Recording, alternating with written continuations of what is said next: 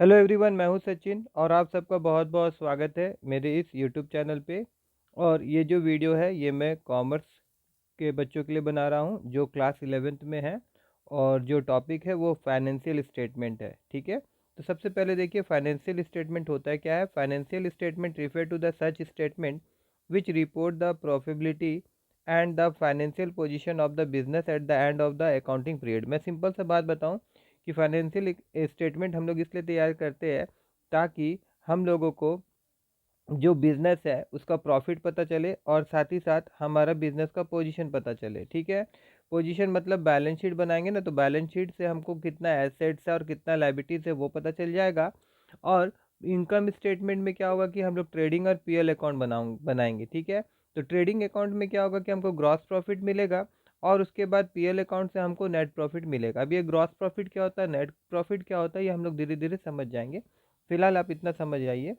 फिर बोला गया फाइनेंशियल स्टेटमेंट होता है क्या, तो जैसे मैंने बताया कि दो चीज़ बनाना पड़ता है इसमें, एक इनकम स्टेटमेंट, एक statement of financial position. Income statement में हम लोग क्या करते हैं, trading and profit and loss account बनाते हैं जो क्या दिखाता है बिजनेस का ऑपरेशन जितना भी हुआ है वो पता चल जाता है उससे। और हम लोगों को इनकम हम लोग निकाल लेते हैं। ठीक है ना, प्रॉफिट निकाल लेते हैं। और स्टेटमेंट ऑफ फाइनेंशियल पोजीशन उसके लिए हम लोग बैलेंस शीट बनाते हैं। उससे हम लोग को क्या होता है, बिजनेस का पोजीशन पता चलता है। ठीक है, पर्टिकुलर पॉइंट ऑफ टाइम पे हर साल हम लोग को बनाना पड़ता है। ठीक है, अब बोला गया यहाँ पे कि this two financial statement are term as a final account, और इसी को हम लोग क्या बोलते हैं, फाइनल अकाउंट बोलते हैं। अब देखिए इसको और अच्छे से हम लोग समझेंगे इसका फॉर्मेट। तो सबसे पहले इसमें हम लोग ट्रेडिंग अकाउंट सीखेंगे। तो ट्रेडिंग अकाउंट में क्या होता है कि अगर मैं सिंपल सा बात बताऊँ आप लोगों को, तो डेबिट तरफ हम लोग क्या करते हैं, जो भी एक्सपेंस होता है ना उसको हम लोग लिख देते हैं। और यहाँ पे हम लोग का जो इनकम होता है ना उसको हम लोग लिख देते हैं। अब एक्सपेंस में भी देखिए क्या होता है ना, जो डायरेक्ट एक्सपेंस होता है।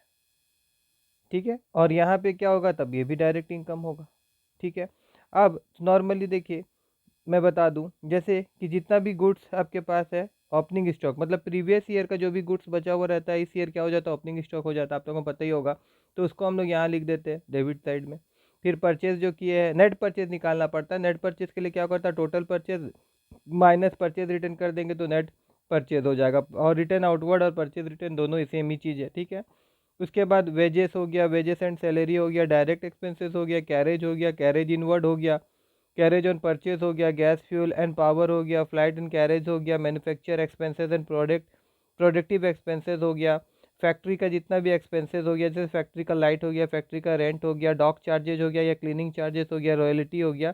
ये सारा चीज़ आपका डेबिट साइड आएगा ये, और ये सारा चीज़ जो है एक्सपेंस है। ठीक है, उसके बाद यहाँ पे हम लोग इनकम, जैसे देखिए रेवेन्यू पकड़ लीजिए, जैसे सेल करते तो हम लोग को इनकम होता है तो नेट सेल निकालना पड़ेगा। नेट सेल कैसे निकालेंगे, सेल माइनस सेल रिटर्न या फिर रिटर्न इनवर्ड। ठीक है, रिटर्न इनवर्ड दिया हो चाहे सेल रिटर्न दिया हो, एक ही बात समझ के चलिए। और साथ ही साथ यहाँ पे जैसे क्लोजिंग स्टॉक, यहाँ पे जैसे ओपनिंग स्टॉक लिखते हैं वैसे यहाँ पे क्या करते हैं हम लोग, क्लोजिंग स्टॉक लिखते हैं। क्या लिखते हैं, क्लोजिंग स्टॉक। ठीक है, और ये सबसे क्या होता है ना कि हम लोगों को या तो ग्रॉस लॉस मिलता है या तो ग्रॉस प्रॉफिट मिलता है। अब देखिए एक बात बताता हूँ मैं आप लोगों को कि अभी मैंने आपको बताया कि डेबिट साइड और क्रेडिट साइड, इस साइड क्या हुआ, सारा एक्सपेंस है, इस तरह क्या है, इनकम है।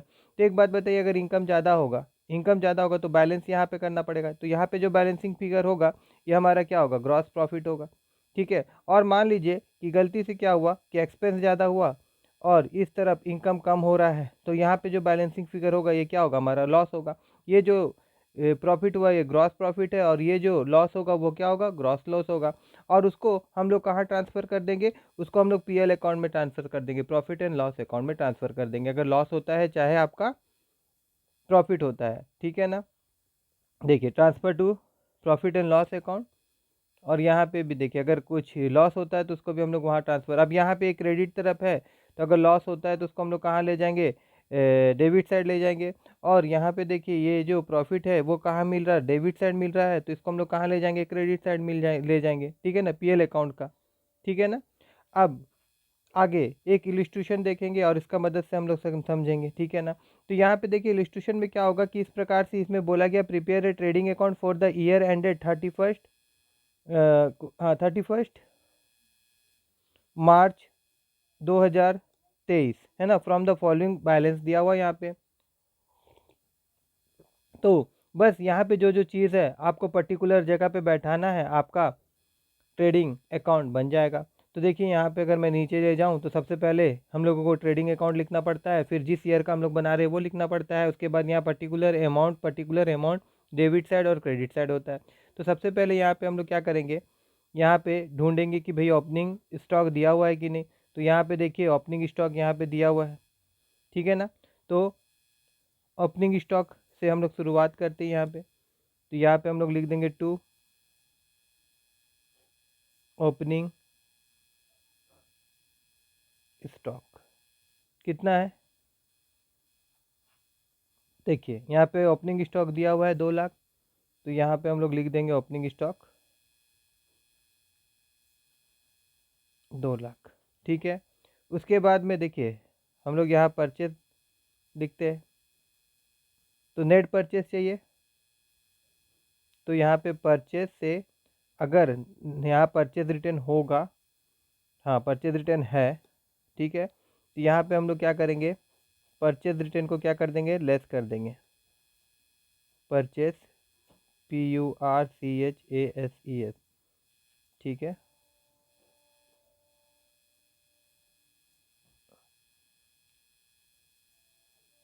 ठीक है, परचेज रिटर्न। तो परचेज कितना है ऊपर देखिएगा, परचेज जो है वो आपका 10 लाख है।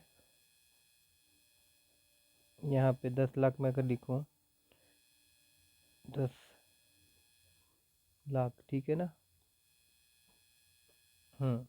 और परचेज रिटर्न कितना है, वो आपका है 60,000, ठीक है। तो इस 10 लाख से 60,000 अगर घट जाएगा तो कितना बचेगा, यहाँ आ जाएगा आपका, यहाँ पे एक्चुअली लाइन देना पड़ता है, जगह नहीं हो रहा मेरा तो मैं ऐसे लिख दे रहा हूँ। तो यहाँ पे हो जाएगा आपका 9,40,000, 9 लाख 9,40,000, ठीक है ना। उसके बाद में फिर अदर एक्सपेंसेस में जैसे देखिए वहाँ पे दिया होगा आपका फ्लाइट, देखिए यहाँ पे देखिए फ़्लाइट दिया हुआ है 32,500। तो यहाँ पे, और यहाँ पे देखिए सेल भी है, तो यहाँ पे हम लोग को सेल कहाँ लिखना है, तो सेल हम लोग यहाँ लिख देंगे। तो यहाँ पे क्या हो जाएगा, यहाँ पे आ जाएगा बाय सेल, ठीक है। और अगर सेल रिटर्न भी दिया हुआ है तो यहाँ पे हम लोग क्या करेंगे, सेल रिटर्न अमाउंट घटा देंगे। तो सेल कितना दिया होगा ऊपर देखिएगा, दिया हुआ है आपका 25 लाख, ठीक है। तो यहाँ पे सेल रिटर्न कितना का हुआ है, 1 लाख। तो 25 लाख से 1 लाख जाएगा तो कितना हो जाएगा, 24 लाख, ठीक है। उसके बाद में यहाँ पे फ़्लाइट कितना दिया हुआ था, देखिए 32,500। तो वो कहाँ लिख देंगे हम लोग, यहाँ पे 32,500। बस आप जितना प्रैक्टिस करेंगे ना उतना आपको समझ में आएगा कि कौन कौन सा डायरेक्ट एक्सपेंसेस है और कौन कौन सा वर्ड आपका इनकम है, ठीक है। और उसके बाद फिर यहाँ पे क्या आ जाएगा आपका वेजेस। तो वेजेस कितना दिया हुआ है, वेजेस दिया हुआ 1,50,000। तो हम लोग यहाँ लिख देंगे वेजेस 1,50,000। उसके बाद में फैक्ट्री का जो भी खर्चा होता है, जैसे यहाँ पे दिया हुआ है ऊपर में फैक्ट्री लाइटिंग, तो यहाँ पे मैं लिख देता हूँ फैक्ट्री लाइटिंग, ठीक है। तो वो दिया हुआ है कितना, फैक्ट्री लाइटिंग 54,000। तो यहाँ पे मैं लिख देता हूँ 54,000। उसके बाद में टू कोल, गैस और वाटर, ये सब भी एक्सपेंसेस है। ये कितना दिया हुआ है देखिए, ये आपका दिया हुआ है यहाँ पे अमाउंट 11,000 है। यहाँ मैंने लिखना भूल गया हूँ मैं, तो लिख देता हूँ यहाँ पे, ये आपका आ जाएगा 11,000, ठीक है। उसके बाद में फिर देखिए कैरेज ऑन परचेज जो दिया रहता है वो भी आपका डायरेक्ट एक्सपेंसेस है। तो यहाँ पे मैं लिख देता हूँ कैरेज